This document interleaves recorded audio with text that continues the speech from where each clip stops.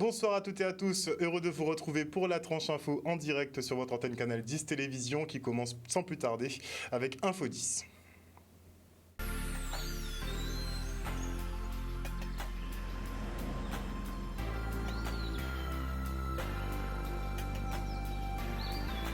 Nous sommes le mercredi 31 août 2022 et on ouvre cette édition avec Bruno Benjamin qui est président de l'association Ouragan.com. Bonsoir Monsieur Benjamin. Bonsoir à vous.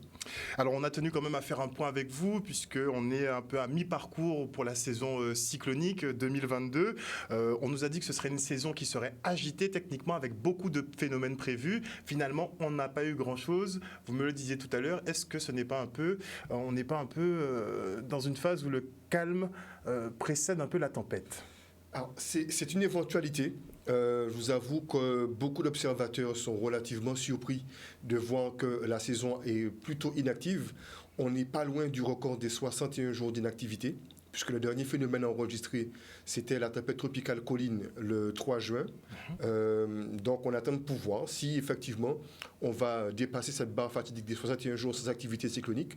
Chose surprenante, il n'y a rien eu du tout au mois d'août. C'était la première fois depuis 1941 qu'il n'y avait pas de phénomène cyclonique au mois d'août. C'est une observation à prendre en compte. On s'attendait à avoir des phénomènes beaucoup plus fréquents cette année, voire plus intenses, et finalement, ça n'a pas été le cas. On n'a rien eu. On a eu des températures très chaudes justement pour le mois d'août. On pensait qu'après le 15, ça allait se calmer un peu, mais on voit septembre arriver avec des températures toujours très élevées, un temps très sec. Est-ce que la brume de sable, finalement, c'est ce qui nous épargne et qui nous empêche d'avoir de gros phénomènes en ce moment ? Eh bien oui, parce que pour vivre un cyclone, on a besoin d'humidité. Or, quand un futur cyclone traverse une zone d'air sec, manifesté généralement par le sable arrivant du Sahel et du Sahara, il s'assèche. Donc toute l'humidité, toute la pluie qui est comprise dans ce phénomène qui est soit en gestation, soit déjà formé, mais toute cette humidité disparaît et le phénomène s'affaiblit et n'a plus de force. Il n'a plus de quoi maintenir la chaleur qui lui sert de moteur. Donc oui, la brume de sable, c'est c'est le point faible des cyclones. Donc on a une espèce de barrière protectrice, c'est un problème d'une part, mais finalement c'est une barrière protectrice d'autre part. Alors si on regarde bien, c'est un problème de perception. Jusqu'à présent, la brume de sable n'a pas tué qui que ce soit, alors que les cyclones, oui. Donc c'est vrai que c'est gênant, ça peut être perturbant, on ne peut pas avoir l'activité comme on le souhaiterait, ceux qui souffrent de problèmes respiratoires doivent se protéger, on ne peut pas faire de l'activité en extérieur, il fait chaud, il n'y a pas d'air, on étouffe. Mais ça a pour fonction d'assécher toute zone pluvieuse qui arrive. Et très souvent, nous avons des zones tropicales qui nous sont annoncées, où on nous met en vigilance jaune, voire orange. On voit qu'au dernier moment... Il n'y a plus rien. Mais pourquoi il n'y a plus rien ? Il y a deux phénomènes. D'une part, il y a le cisaillement qui va décapiter ce phénomène en approche, mais c'est surtout la brume de sable qui vient assécher, qui vient priver d'humidité toute onde ou tout phénomène qui approche des îles. Et la plupart des zones que nous avons eues, qui sont sorties d'Afrique depuis le début du mois de juillet, se sont trouvées annihilées par cette sortie dans des zones pleines de sable. On a un phénomène justement qui est au large de nos côtes. Il devrait passer au nord de l'archipel, a priori. Est-ce que on est toujours dans le même schéma ? En fait, la brume de sable nous protège et donc les cyclones se faufilent là où ils peuvent. Pour l'instant, oui, c'est ce qui se passe. Donc c'est ce qui est prévu, que ce phénomène évite là quand il est. Il s'est retrouvé... Non, ça arrive très souvent depuis les dernières années. On ne sait pas si c'est quelque chose qu'il faut observer. Mais il y avait une zone qui était relativement large, donc une zone qui est très très large, avec deux zones qui pouvaient correspondre à des centres. Et ces centres n'ont jamais réussi à fusionner pour en faire un seul, pour que le phénomène puisse s'organiser. En plus de ça, il y avait du cisaillement modéré et surtout du sable. Donc le temps que ce phénomène crée sa propre humidité pour pouvoir se synthétiser, refaire une masse unique, mais ça a pris du temps. Et il est prévu que ce phénomène s'organise pour devenir des dépression tropicale d'ici 2 à 3 jours, en passant au large de l'arc, sans que ce soit forcément une menace particulière.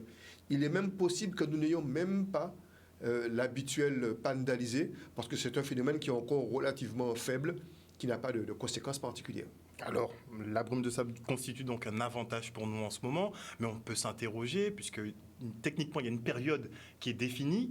Là, on a l'impression que c'est un peu toute l'année. Est-ce que c'est normal ? Je pense que c'est une des conséquences visibles du réchauffement climatique.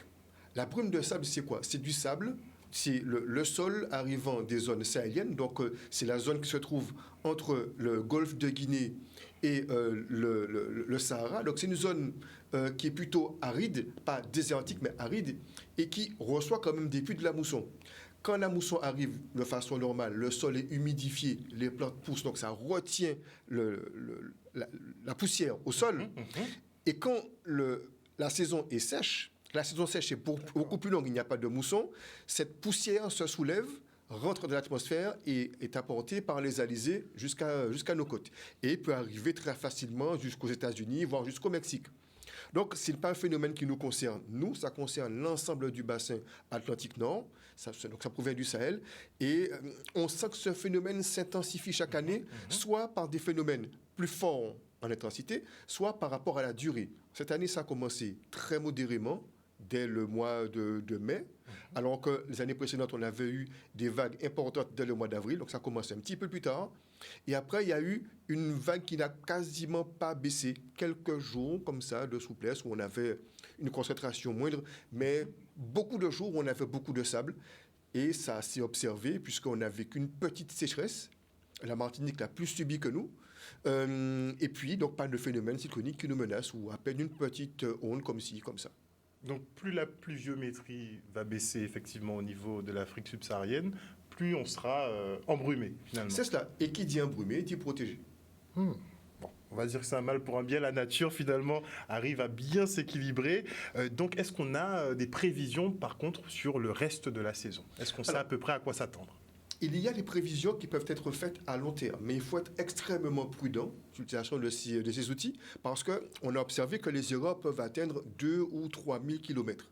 Par exemple, il y a encore 10 jours, le phénomène qui passe au large de l'arc était prévu directement sur l'arc.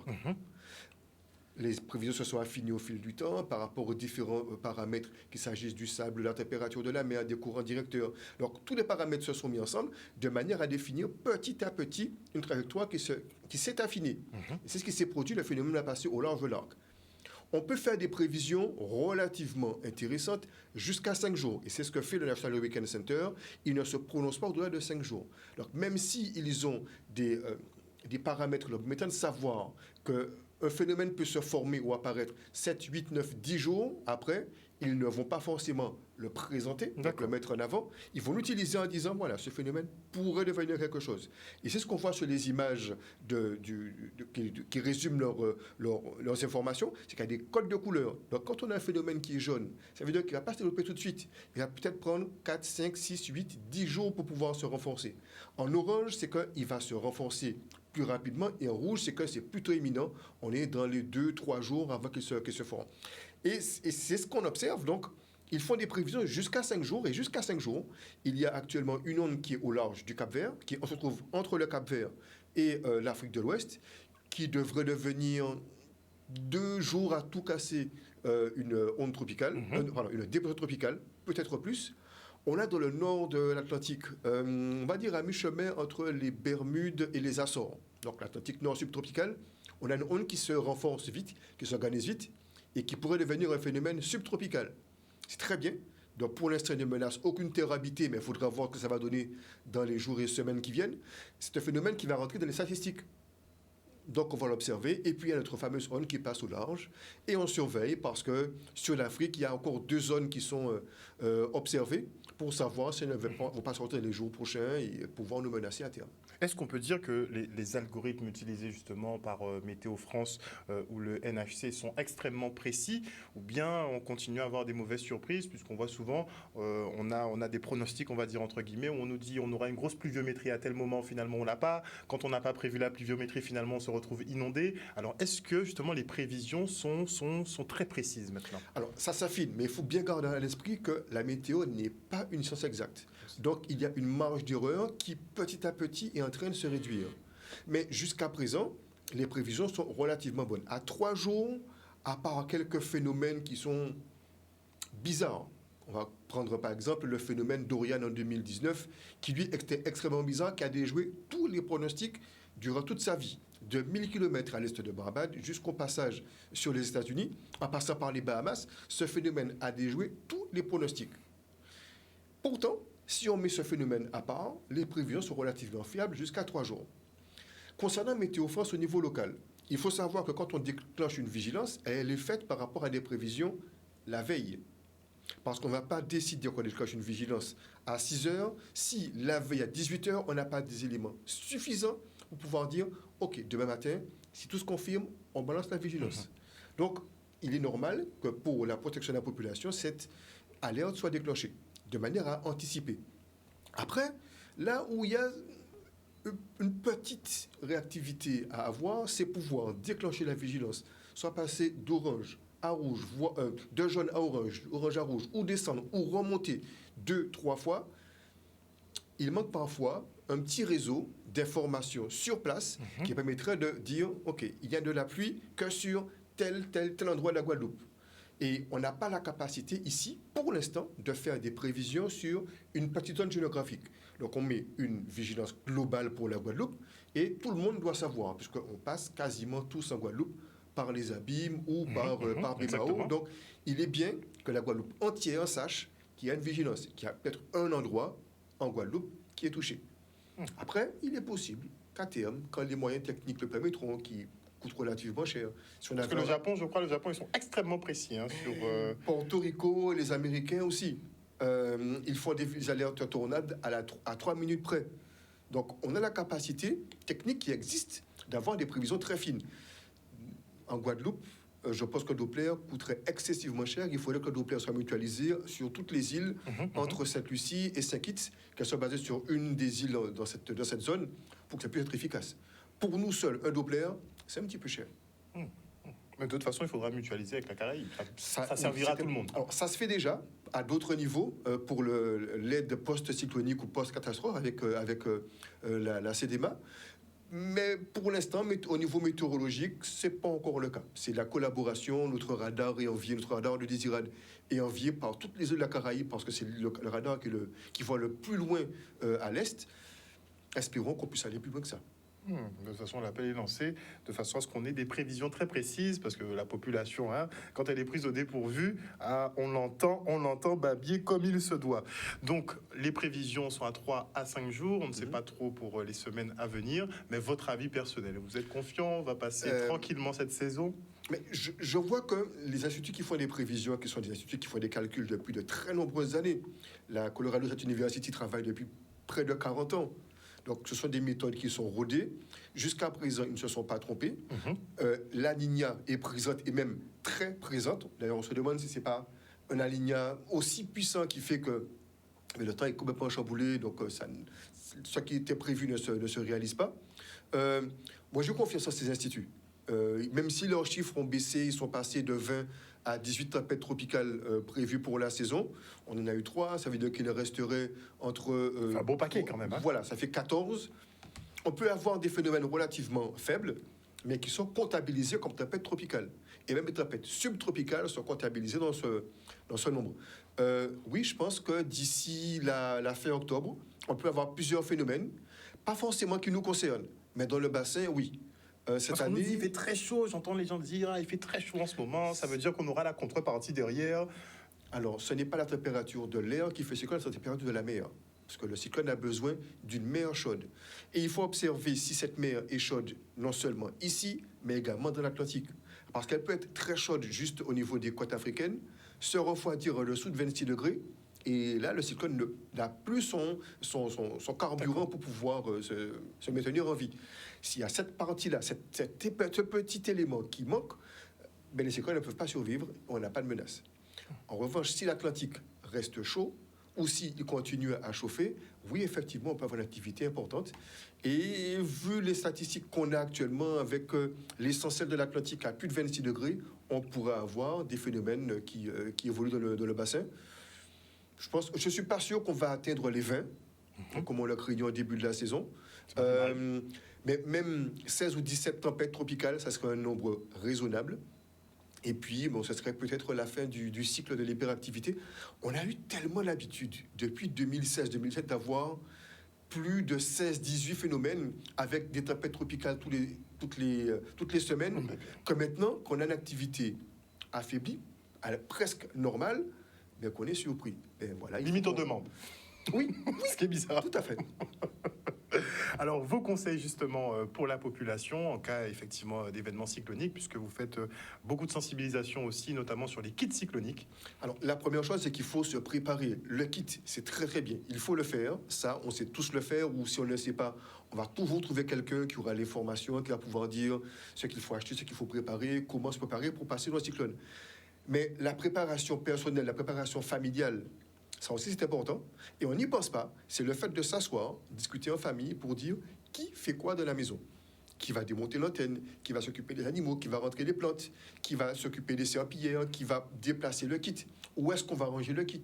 Si jamais l'eau monte à la maison, où est-ce qu'on va? Quelle route on prend? Qui garde quelle voiture? Est-ce qu'on met la clé accrochée sur le porte-clés près de la porte? Ainsi de suite. C'est toutes ces Des détails questions. techniques, mais qui peuvent faire gagner du temps le jour J. L'important est de pouvoir faire ces petites discussions en famille, dans son foyer, de noter les réponses et d'avoir sa propre checklist familiale. Comme ça, on sait que, OK, vigilance orange. Toi, tu vas faire telle chose. Toi, tu fais telle chose. Moi, je fais telle chose. Et ça permet d'être prêt, de ne pas laisser place au hasard, de se poser la question. C'est déjà rédigé. On applique le plan familial qu'on a mis en place. Et c'est quelque chose qu'il faut faire. On n'a pas l'habitude de le faire, mais c'est quelque chose que dans toutes les îles de la Caraïbe, on fait parce qu'ils ont cette culture de risque que nous ne maîtrisons pas assez. C'est ce que je fais essentiellement sur mon travail. Donc, je parle du PFMS, donc du plan familial de mise en sécurité, qui va être peaufiné, amélioré pour qu'il corresponde un petit peu plus à nos réalités. L'important est que vraiment on prenne conscience qu'on doit vivre avec les cyclones, qu'on est dans une zone avec non seulement les cyclones, mais d'autres risques. Donc, il faut prendre des notes pour savoir quoi faire. Si telle personne est absente, donc, et au travail, ou absente pour raison personnelle, professionnelle ou familiale, et qu'on se retrouve à deux dans la maison, qui fait quoi? Qui prend le relais? Donc, et ça, pour éviter d'avoir à paniquer dans les moments, il vaut mieux rédiger son petit plan. C'est la meilleure chose à faire. Et puis, l'autre recommandation, c'est de prendre des cours de premier secours. Donc ça, c'est le chantier que Ouragan.com va attaquer l'an prochain, en 2024. Donc, pour l'instant, on va se former, nous, au sein de l'association, s'assurer que nous maîtrisons les cours de premier secours, que nous savons nous-mêmes utiliser les cours qui nous sont transmis. Et après, on va inciter la population à aller prendre ces cours, soit en organisant des sessions par nous-mêmes, soit en favorisant l'accès à ces formations, de manière à ce qu'il y ait, si on peut, dans chaque ville, ou dans chaque quartier, ou dans chaque rue, des personnes formées. Ou dans chaque famille, puisque comme vous parliez du plan qui doit être organisé, est-ce qu'il ne doit pas y avoir un sauveteur déjà désigné dans la famille? Une personne responsable désignée dans la famille, pas forcément sauveteur. Le sauveteur, on peut le trouver dans son voisinage, mais il faut qu'il soit connu. Ça, c'est l'étape qui va venir petit à petit. Mais il faut au moins qu'il y ait une personne qui garde les informations importantes, qui garde les contacts d'urgence, les contacts de la mairie, les contacts de la police, du médecin, qui ait les informations de base. Et pas forcément le chef de famille. Ça peut être un enfant à qui on confie cette tâche. Oui. Ça permet de le responsabiliser, de lui donner cette mission. Je vois par exemple en Australie, ils ont le concept du gardien du feu. C'est une façon de garder l'attention d'un enfant en lui faisant garder une boîte d'allumettes qu'on a rendue parfaitement étanche par des sachets plastiques. Mais l'enfant, dès qu'il commence à paniquer ou commence à être attiré par autre chose, il dit attention, tu es le gardien du feu. Les allumettes servent à cuisiner, excellent, à se chauffer et à faire de la lumière. Ça occupe l'esprit de l'enfant. Et ça, c'est une méthode australienne qui est prouvée depuis très très très longtemps, que d'autres pays ont utilisée. Et à chaque fois que je fais une conférence, mais j'en parle. Et je pense qu'il est bien comme ça d'avoir les petites techniques pour pouvoir prévoir justement le déroulement du cyclone, comment on fait dans le cyclone. Ah oui, c'est vrai, on appelle les radios ou les télévisions, on fait le concours de la recette de bokit ou du chaud d'eau, on raconte des blagues ou à la maison on joue aux cartes. Mais ça aussi, comment gérer la peur? Comment gérer sa peur face aux autres? Si on a des animaux, comment gérer la peur des animaux par rapport à la famille? C'est ces petites questions-là qui sont très importantes. Il faut prendre le temps de s'asseoir, d'y réfléchir, de prendre des notes, discuter, écouter la vie des plus petits, écouter la vie des plus grands et puis faire une synthèse. Merci beaucoup Bruno Benjamin d'être venu sur ce plateau ce soir. Je rappelle que vous êtes président donc de l'association Ouragan.com qui fait beaucoup de pédagogie justement autour des phénomènes cycloniques notamment. En tout cas, merci beaucoup pour le travail que vous réalisez auprès de la population. On était à vos côtés justement il y a quelques mois, vous faisiez des réunions, vous passiez un petit peu informer tout le monde. C'est une très bonne démarche. On espère que la culture justement de ces événements va rentrer dans nos habitudes et qu'un jour effectivement les petits donneront des cours. Qui sait? On ne sait jamais. Je suis bientôt à Désirade. Ça, c'était bientôt Désirade. Bientôt à Désirade. Il faut penser, effectivement. Oui. Et là, comme asile, par contre, sur les, sur les voyages, c'est un petit peu compliqué. Il faudra prendre l'avion, j'imagine. Merci encore. À vous. Et parlons de la qualité de l'air qui est mauvaise. Vous le savez, on fait le point avec Guader. Aujourd'hui, la qualité de l'air sera dégradée du fait de l'arrivée des brumes de sable en Guadeloupe. Donc, comment on fait l'indice de la qualité de l'air, c'est-à-dire elles sont réalisées grâce à nos mesures, nos stations de mesure. Grâce à ces mesures qui sont remontées, nous les couplons également avec nos modèles de modélisation et à partir de ça, on peut définir un indice. Aujourd'hui, l'indice de la qualité de l'air pour la Guadeloupe sera dégradé, c'est-à-dire qu'ils seront entre 40 et 50 microgrammes par mètre cube. Il faut savoir que l'indice, on le fait aujourd'hui à partir de 9 heures. Et donc on prévoit pour la journée et on prévoit également l'indice pour demain et pour après-demain. Donc effectivement c'est une prévision, on ne peut pas être sûr. Par contre on est sûr de l'indice qui a été fait hier grâce à nos stations de mesure. Il faut savoir qu'on a un seuil d'alerte, c'est-à-dire que quand on dépasse 50 microgrammes par mètre cube, on a un arrêté préfectoral. Donc à partir de là on envoie ces informations et on communique également des recommandations. Donc des recommandations par exemple... tout simple, l'un des gestes qu'on peut faire, parce qu'il faut savoir que les brumes de sable c'est naturel et qu'on ne peut pas les réduire. Par contre, ce qu'on peut faire, c'est limiter nos productions de pollution, donc liées aux particules, donc les PM10, et donc par exemple pas brûler des déchets verts, de limiter également l'utilisation de véhicules et autres. Donc voici des actions qu'aujourd'hui les Guadeloupéens peuvent réaliser pour éviter d'intensifier les particules fines en Guadeloupe. Les brumes de sable sont des particules essentiellement des PM10, donc c'est inférieur à 10 microgrammes, et ces particules s'infiltrent dans nos poumons, et donc ça entraîne des problèmes de respiration, d'asthme ou autre. Effectivement, il faut prendre ça au sérieux et justement éviter, si vous avez déjà des problèmes de respiration, éviter justement de faire du sport. Évitez surtout aussi si vous êtes des personnes dites sensibles ou vulnérables, faites attention et comme je vous dis, évitez de faire du sport, évitez de courir et prendre des précautions et n'hésitez pas en cas de problème d'aller voir votre médecin traitant. L'indice de la qualité de l'air ne sont pas faits par rapport aux sargasses. Les sargasses, c'est essentiellement des mesures de H2S et de NH3. Ces polluants ne se servent pas pour faire l'indice. L'indice sont définis par rapport, alors très simplement, on a par exemple les PM10, on a les PM2,5, on a l'ozone, on a le NOx, enfin le NO2, et on a également le SO2. Donc aujourd'hui, on peut avoir une bonne qualité de l'air et avoir des émissions de sargasses importantes. Un reportage signé Stanley Manicor à Magat. Et on enchaîne avec la rentrée des enseignants et des équipes pédagogiques de l'académie. La rectrice s'est rendue ce matin dans les établissements de Sainte-Anne pour s'assurer que tout était opérationnel pour l'accueil des élèves. L'occasion aussi de rencontrer le maire par intérim. Le reportage. La rentrée, effectivement, se passe bien et j'ai souhaité être avec les enseignants et les équipes pédagogiques, l'ensemble des équipes de l'école de Sainte-Anne. J'irai ensuite au collège ISAP, ensuite au lycée Le Borgne. C'est un moment partagé aussi les projets, la vie des équipes pédagogiques et voir comment se déroulait avec eux cette pré-rentrée et demain, bien sûr, la rentrée des élèves. Alors, c'est plus monsieur le maire, parce que tout simplement, depuis 48 heures, c'est madame Lydia Farrocolia qui assure l'intérim et qui fait fonction de maire d'ailleurs. Mais et le vote, en tout cas le conseil municipal va se réunir le 10 septembre pour pouvoir élire son nouveau maire.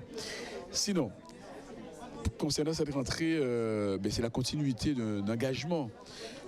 Pour nous, la priorité, c'est l'éducation.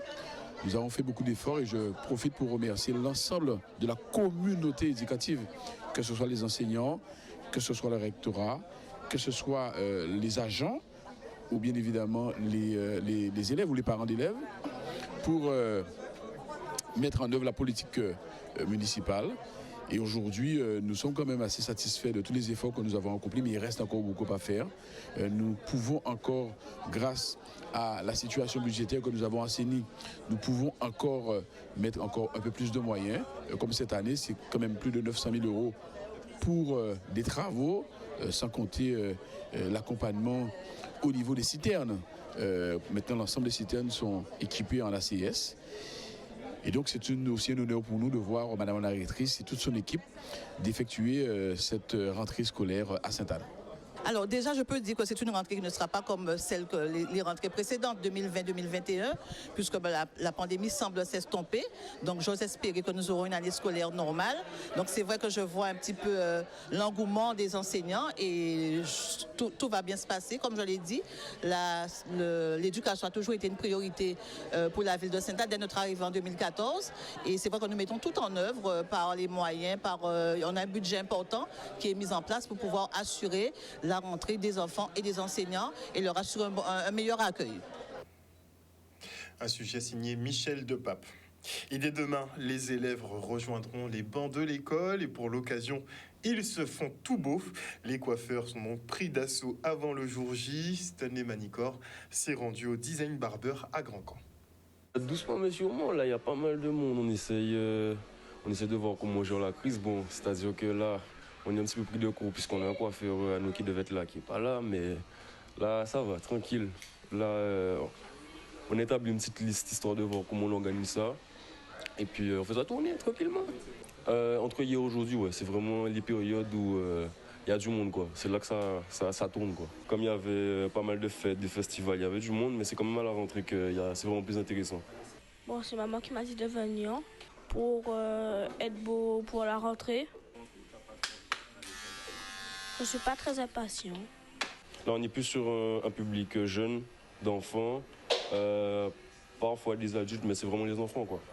Oh, maintenant ça change, hein. C'est-à-dire que c'est plus les enfants. Avant c'était les parents, mais maintenant je trouve c'est plus les enfants qui décident de ce qu'ils font. C'est plus la petite coupe Saint-Brogal par exemple. Là on a un taper, avant c'était un dégradé à blanc, à plat que tout le monde faisait. Mais maintenant c'est les jeunes innovent, ils changent. Alors on peut faire plus de 11 heures, hein, commencer à 8 heures, finir à 19, voire 20 heures. Didier même des fois 23 heures quand il y a du monde vraiment. Mais l'affluence au niveau du monde, on peut tourner à plus de 50 personnes, hein, 70 même. Ouais, quand c'est des grosses journées, ouais. Oh, on n'est pas fatigué qu'on aime ce qu'on fait, hein. C'est la détermination qui compte, hein. Non, jamais. Toujours une bonne coupe. Toujours être consistant, toujours être régulier, toujours être bon, c'est important. Aujourd'hui, là, on va dire au moins 20, une bonne vingtaine hein, minimum. Hein. Ouais, jusqu'à la rentrée. Ça va se calmer après, mais après la rentrée aussi, il y aura du monde. Ça va rester affluent quand même. Excellent coiffeur, hein, vous noterez. Et on part pour la rentrée solennelle de la Cour d'appel de Basse-Terre, une rentrée marquée par le départ de la procureure générale Danielle Drouet-Héral, après 41 ans de service, dont 7 ici en Guadeloupe. Elle entend passer le flambeau et guider ses successeurs. À noter que 4 jeunes nouveaux magistrats ont été nommés. Le reportage.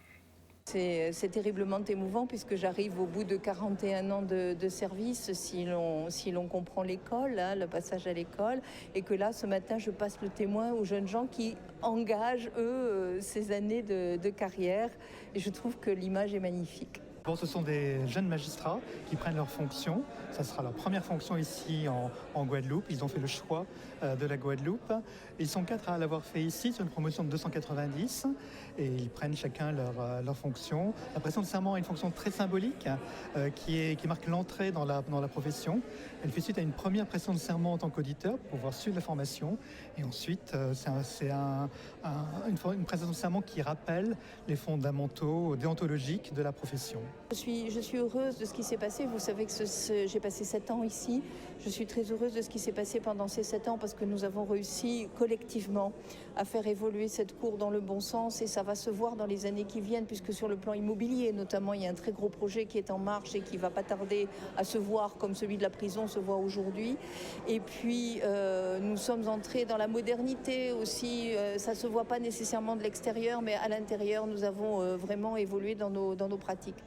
À titre personnel, c'est un merveilleux bilan. Je voulais vraiment venir ici, je voulais servir ici parce que j'estime que c'est très important de pouvoir exprimer la justice partout, que ce soit sur le territoire métropolitain ou sur les territoires d'outre-mer. Et j'avoue que j'ai passé cette année de bonheur ici. Activité ne faiblit pas, mais bon, on a dû faire face à 2 années de Covid qui ont impacté les stocks mais il n'y a pas que les magistrats qui ont été impactés par le Covid. Toute l'activité judiciaire, les avocats ont été impactés également. Donc c'est l'ensemble des procédures pour lesquelles il faut retrouver un prix normal, un coût normal pour le fonctionnement de la justice. Je vais m'entourer, absolument. J'ai été choisie au même titre que 5 autres collègues qui ont connu l'outre-mer pour être, un peu un guide pour des nouveaux chefs de juridiction ou des nouveaux chefs de cour nommés outre-mer, voire éventuellement nommés en métropole, pour leur transmettre mon expérience, transmettre notre expérience, les faire bénéficier de notre savoir et leur permettre de commencer dans les meilleures conditions. Voilà, chers téléspectateurs, nous sommes arrivés au terme de ce journal. Merci pour votre fidélité à ce programme. Si vous voulez le replay de l'émission, c'est disponible sur YouTube ou bien sur le Facebook de Canal. Vous pourrez revoir l'interview avec Bruno Benjamin, donc le président de l'association Ouragan.com, avec qui on fait un petit point sur la saison cyclonique qui est particulièrement calme cette année à cause notamment de la brume de sable. Enfin, il l'a très bien expliqué. En tout cas, nous, on se retrouve demain. Donc, passez une bonne soirée à l'écoute de nos programmes sur Canal 10. N'oubliez pas que chez nous, vous faites l'information que nous diffusons. Le journal local revient demain à 18h30. Et je salue Stanley. Je te salue, mon ami. À demain.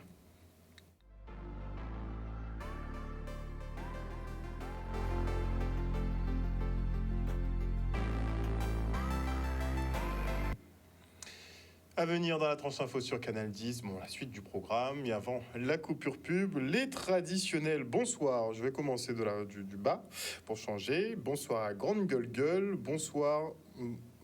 Vous débattez donc sur le nouveau procureur général et vous souhaitez visiblement que ce soit un domia.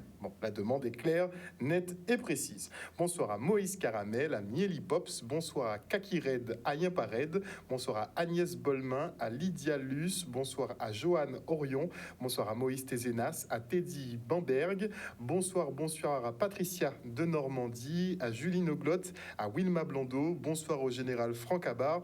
Mon coiffeur, c'est le design barber justement, donc oui, franchement c'est un très bon coiffeur, très bon coiffeur. Bonsoir à Bingi Ivy, bonsoir à Marie-Hélène Borès, bonsoir à Katia Gloiras, bonsoir et j'espère que tu vas bien, Jimmy Kamagouva Aliar, bonsoir et bisous à Maggie Delaney, bonsoir à Élise BRS, bonsoir à qui d'autre, bonsoir à Eliane Eden, bonsoir à Michel Vidocin, bonsoir à qui d'autre, à Emma Doma, toujours dans des grands débats, c'est impressionnant, c'est génial.